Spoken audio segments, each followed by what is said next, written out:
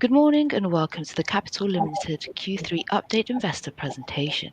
Throughout this recorded presentation, investors will be in listen-only mode. Questions are encouraged and they can be submitted at any time using the Q&A tab situated on the right-hand corner of your screen. Simply type in your questions and press send. The company may not be in a position to answer every question received during the meeting itself. However, the company can review all questions submitted today and publish responses where it is appropriate to do so. Before we begin, I would like to submit the following poll. And I would now like to hand you over to Executive Chairman JB Boyton. Good morning. Good morning. Thank you everyone for dialing in today. Obviously the Q3 trading update. So I'll run through a brief slide deck for 10 or so minutes and we'll open the floor up to questions. Obviously we recently released our Q3 numbers and they're a very strong set of numbers. So I'll go through those on today's call. But to kick off just with an introduction of the business, again, for those who are new to the company, we are an integrated services provider to exploration and mining companies with a business spanning Africa, the Middle East and North America. The three operating businesses in our platform are Capital Drilling, Capital Mining and MSA Labs. Capital Drilling operates a fleet of about 134 rigs, predominantly in Africa and the Middle East, with a smaller footprint in the US at Nevada Gold Mines. And we do the full range of drilling from exploration through to a large body of delineation, brownfields drilling, grade control, blast hole and underground drilling. Capital Mining is a niche provider of earth moving services. We're currently operating a contract using about 75% of our mining fleet at the Reko Diq project in Pakistan. That project kicked off in the second quarter of this year, and that runs, the initial contracts run to the end of December 2028. MSA Labs is a full service geochem laboratory analysis business. We have operations, about 30 laboratories with operations spanning Africa, the Middle East, and a substantive presence in the US and in Canada, with a number of franchise labs as well. So they're the operating businesses that underpin our revenue and our operating platform. We also have two other pillars within our business, specifically Capital Investments, which is performing particularly well in the past 12 months or so.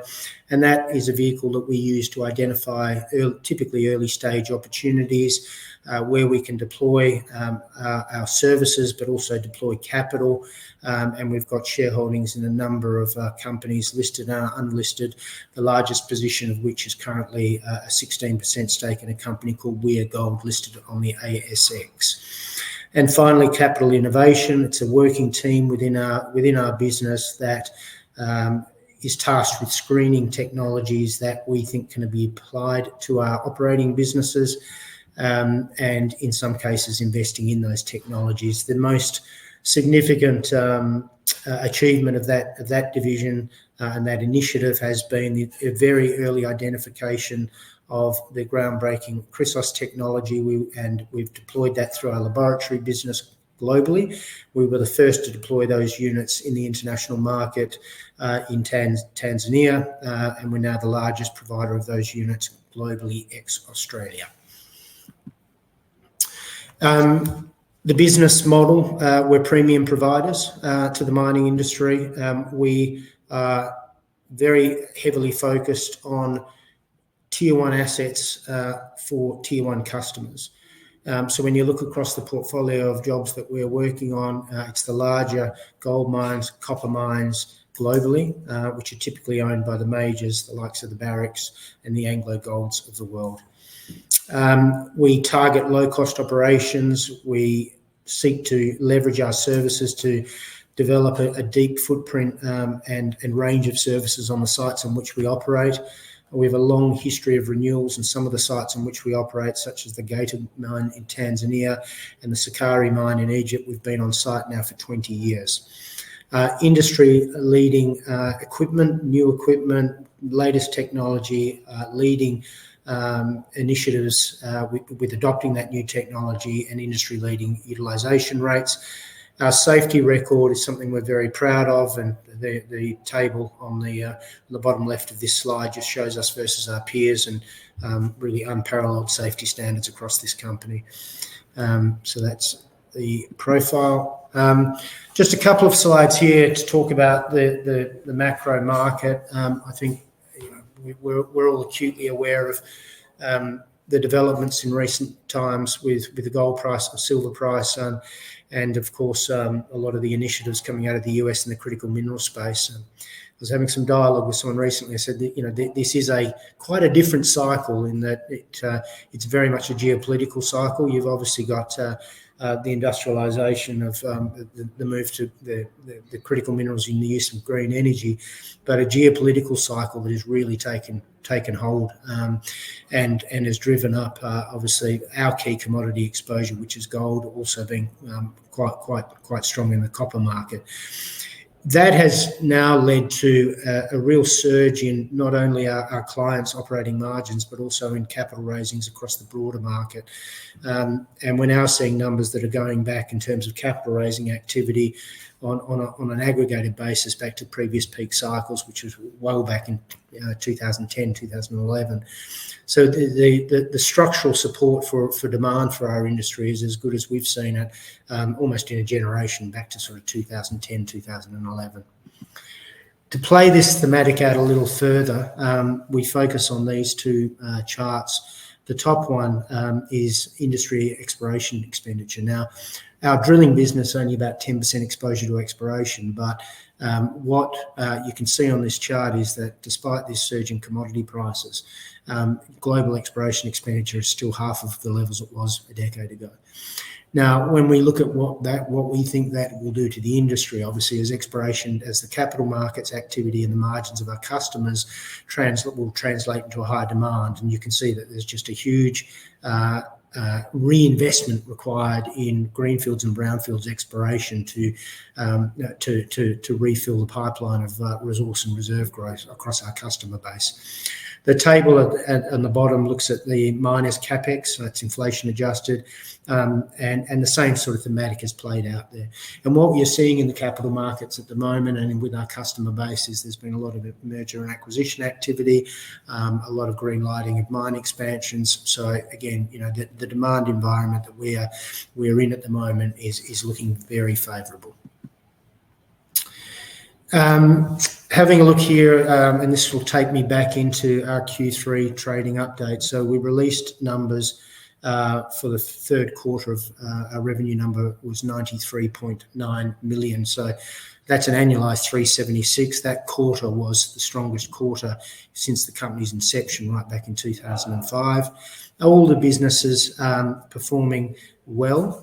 The largest growth actually was demonstrated with our business with MSA Labs, which recorded $21 million for the third quarter.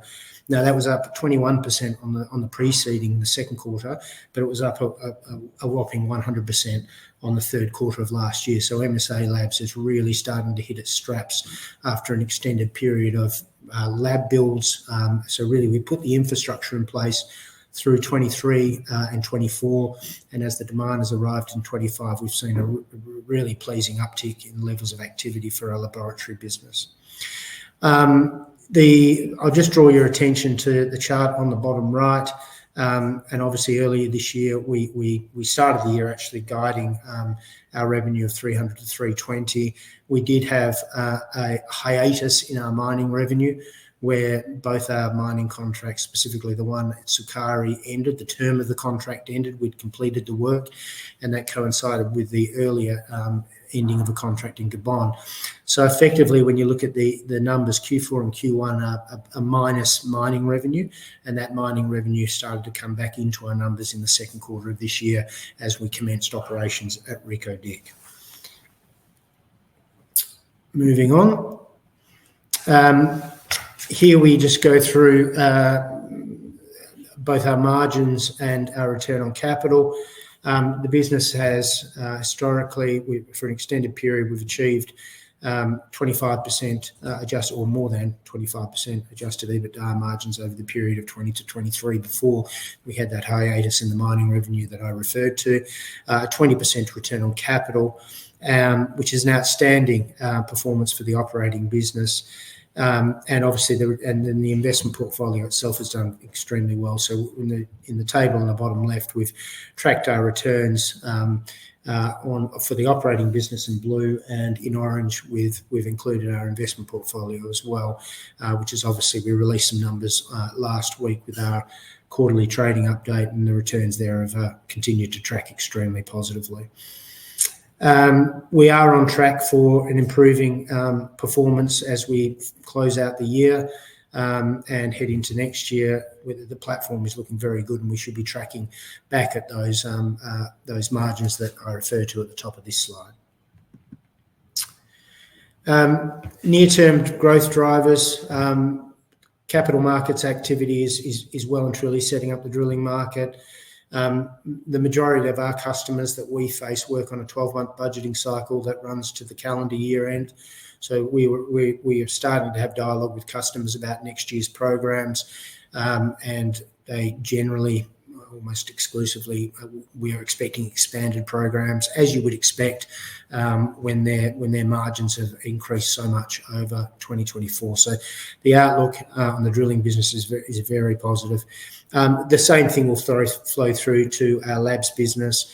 Despite that increase in revenue, which is, as I said, up 100% year on year for the third quarter, the labs business still has plenty of latent capacity. We rolled out our laboratory network over the last couple of years, and there is ample capacity within that to capture a lot more revenue growth as this cycle improves.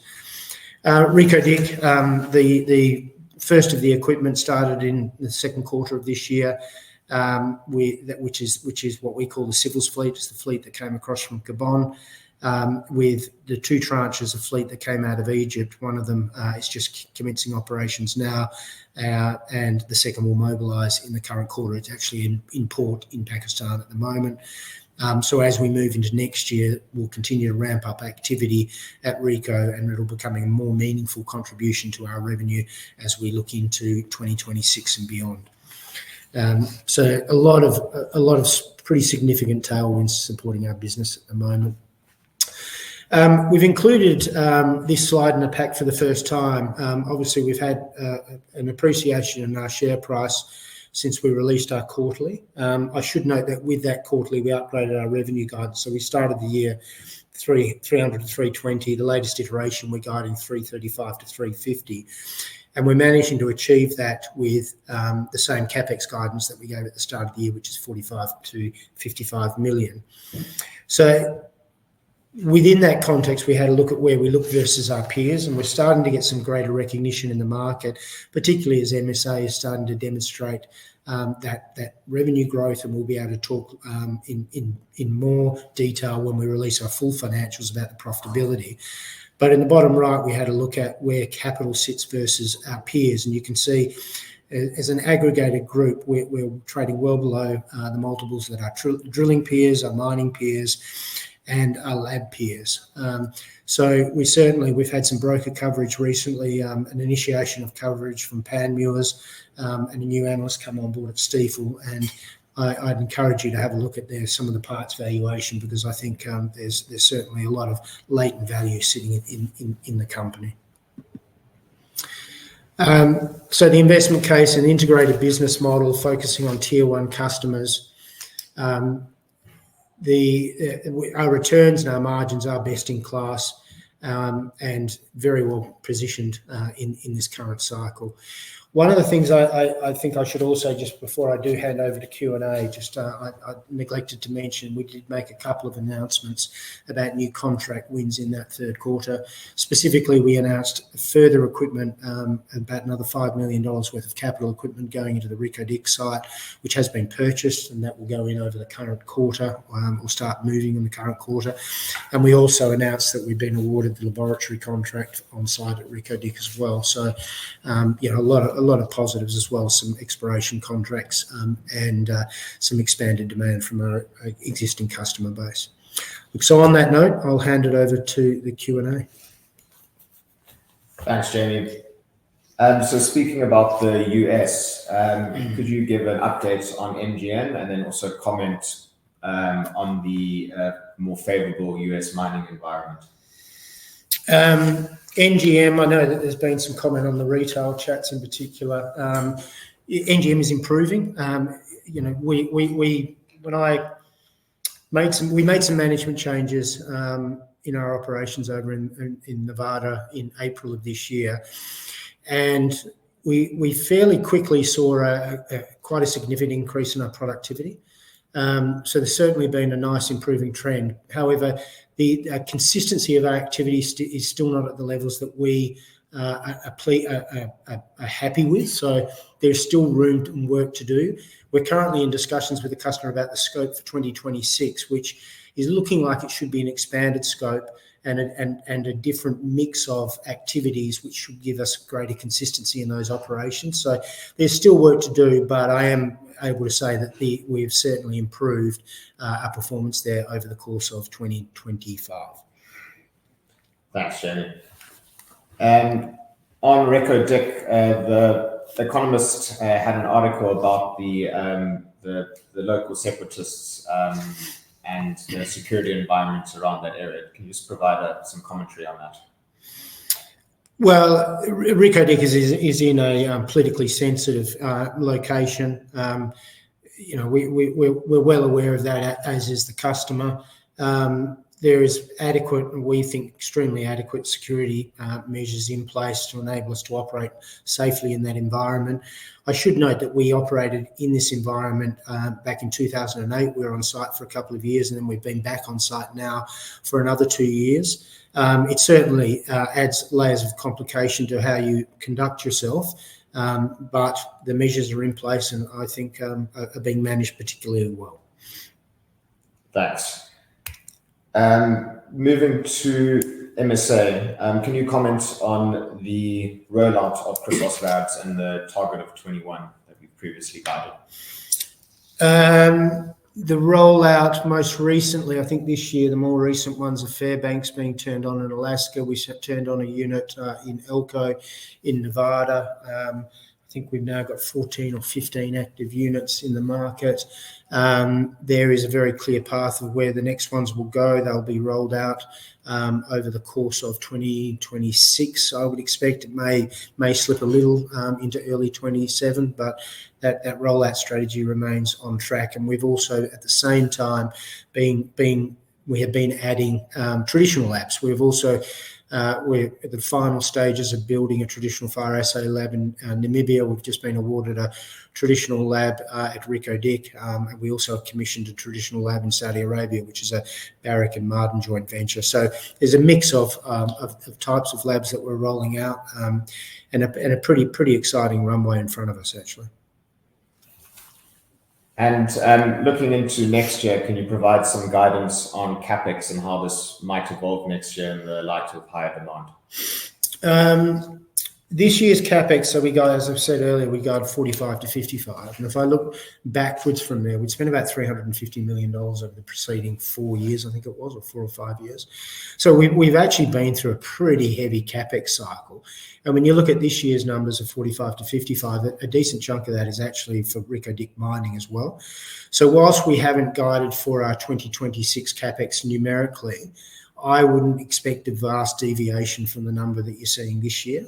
Now, in terms of what the breakup of that or the breakdown of that will be different, however. So this year is more heavily skewed to the mining business and over the drilling business, whereas next year, with the laboratory business being quite low CapEx generally, next year the mix will be more, the drilling business will be more significant.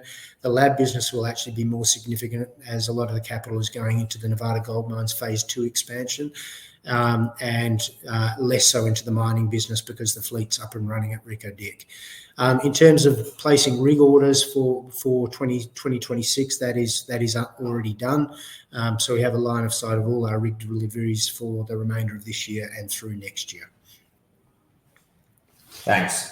And moving to the other parts of the business, could you give an update on how echo detection is progressing? Slowly. We made some management changes with Eco probably about 3 or 4 months ago, which included capital representatives assuming the role of CEO and CFO for the group. We've been doing a lot of work on the technology itself, but more so the role, the nature of the equipment as it's configured to go into the field, and a lot of work on the commercial model. And we're starting to see some small, and I stress some small improvements in the commercial acceptance. Still work to do again, but business has improved in the last 8 weeks or so. Thanks. And looking to CapDI, can you comment on the Predictive Discovery merger and how it would benefit Capital, if at all? Probably not in the current form. The way that their option was structured is a takeout of PDI, and obviously PDI is acquiring someone. The option still is, I should say, still live, and it remains live until the 31st of December. The question is whether there is any competing activity on that stock, and I won't speculate on that. Thanks. And the final question, could you just give some more commentary on the investment portfolio and the materiality versus the size of CapD as a group? The Q3 number, could you remind me? I think 73 million, which is the largest constituent of that is Weir Gold. So 73 million versus, I think, a market cap at the moment of about 300 million for the group. And that 73 million is now larger than our debt position. So, we're net debt neutral when you have a look at it on that basis. The portfolio has performed exceptionally well. Stating the obvious here, it's been ably assisted by the inflow of capital into the gold price and into gold equities. But I should also say that Weir itself has made some tremendous progress. They released a scoping study a few weeks ago showing a very robust mine plan of over a decade, high 100s, talking 170, 180 ounce per annum producer, certainly higher in the first 4 years of its life. So that is really shaping up as another, we were the first with PDI and now with Weir, where we've had a hand and been instrumental in the discovery of 2 of Africa's gold mines. We have a number of other holdings within the portfolio, Asara, Sanu, and various others that are at earlier stages. The portfolio has performed very well. Thanks. That is all the questions. That's great, Jamie. Thank you for addressing all those questions for investors today. And of course, the company can view all questions submitted today and will publish those responses on the Investor Meet Company platform. But Jamie, before I redirect investors to provide you with their feedback, which I know is particularly important to the company, could I please ask you for a few closing comments? Yeah, I think probably the most pertinent closing comment is the gold equities, the gold companies have undergone a pretty significant re-rating. And I don't think there would be a gold company out there that expected the gold price to be trading at the levels that it currently is trading at. So, the sector is very buoyant. And as I said, alluded to earlier, I think we've got a couple of years of very strong demand ahead of us. But I think probably the pertinent point I'd like to make is the demand for services, that where the rubber hits the road, where it hits us as a service provider, that is just starting to happen now. So while you may have had a rally in gold equities that's been going on for over 12 months, in terms of demand, the demand surge is just starting to arrive now. So I feel like we're at the front end of a very strong demand cycle. So that's my closing comment. Thank you. Fantastic. Thank you, Jamie, once again for updating investors today. Could I please ask investors not to close this session, as you'll now be automatically redirected to provide your feedback in order that the management team can better understand your views and expectations. This will only take a few moments to complete, and I'm sure will be greatly valued by the company. On behalf of the management team of Capital Limited, we would like to thank you for attending today's presentation, and good morning to you all.